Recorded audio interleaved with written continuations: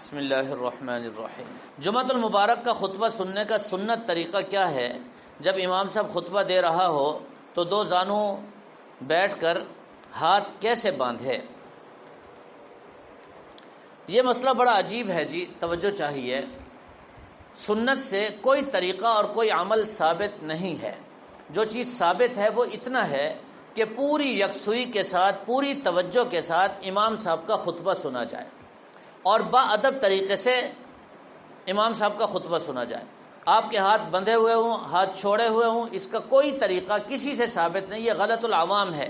بعض لوگ کہتے ہیں پہلے خطبے میں ہاتھ باندھ لو، دوسرے میں چھوڑ دو۔ کوئی کہتا ہے جی پہلے میں چھوڑ دو، دوسرے میں باندھ لو۔ عجیب عجیب باتیں لوگ کرتے ہیں، کہیں سے بھی ثابت نہیں۔ بس باادب طریقے سے بیٹھو، امام صاحب کا خطبہ سنو۔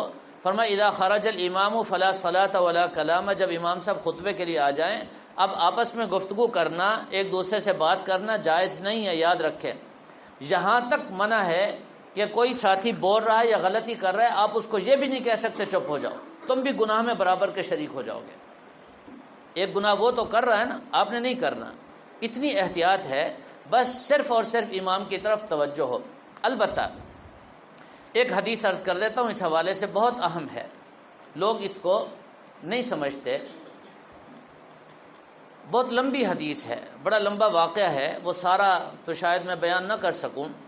قیامت کے دن جب جنتی جنت میں پہنچ جائیں گے تو اللہ تعالیٰ ان سے پوچھیں گے، توجہ میری طرف رکھیں گے، اور کچھ چاہیے؟ جنتی کہیں گے سب کچھ تو مل گیا، سب کچھ تو مل گیا، اور کیا چاہیے؟ اللہ تعالیٰ فرمائیں گے ایک چیز ایسی ہے جو تمہیں ابھی نہیں ملی۔ تو حدیث میں آتا ہے یہ جنتی علماء کے پاس جائیں گے، مولویوں کے پاس جائیں گے، بتائیں گے جی بتاؤ کیا ہے جی، اللہ تعالیٰ پوچھ رہے ہیں۔ تو ان مولویوں کی ضرورت جنت میں بھی ہے، ان کو نہ چھوڑو، یہ تمہارے نکاح میں تمہاری ضرورت، تمہارے جنازوں میں تمہاری ضرورت، تمہارا بچہ پیدا ہو جائے تب تمہاری ضرورت۔ مولوی تو قدم قدم پر ہماری ضرورت ہے۔ یہ الگ بات ہے کہ ہم سمجھتے نہیں ہیں، مولوی کی اہمیت کو نہیں جانتے۔ فرمایا جنت میں بھی اس کی ضرورت پیش آئے گی، مولوی کے پاس جائیں گے اور یہ علماء کرام بتائیں گے۔ یہ جنتی پھر جا کر عرض کریں گے اللہ ہمیں آپ کی رضا چاہیے، ورضوان من اللہ اکبر۔ اللہ تعالیٰ اعلان فرمائیں گے میری رضا آپ کو مل گئی، آج کے بعد کبھی بھی میں آپ سے ناراض نہیں ہوگا۔ جنتی خوش ہو جائیں گے۔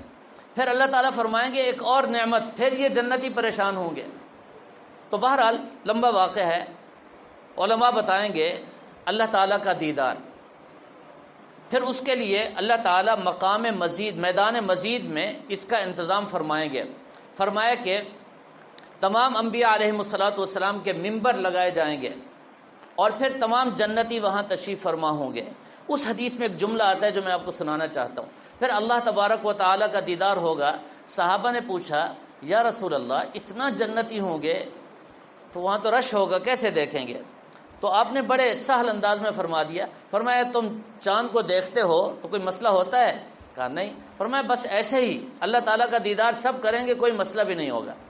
تو اس حدیث میں ایک جملہ ہے، توجہ، بڑا عجیب جملہ ہے۔ فرمایا کہ اللہ تبارک و تعالیٰ کو قریب سے وہ لوگ دیکھیں گے جو جمعہ کے دن امام صاحب کے قریب آ کر بیٹھتے ہیں۔ انشاءاللہ قیامت کے دن اللہ تعالیٰ کا دیدار نصیب ہوگا اسی جمعہ کی برکت سے۔ تو یہ آداب ہیں، ان کو سمجھنا چاہیے اور ان پر عمل کرنا چاہیے۔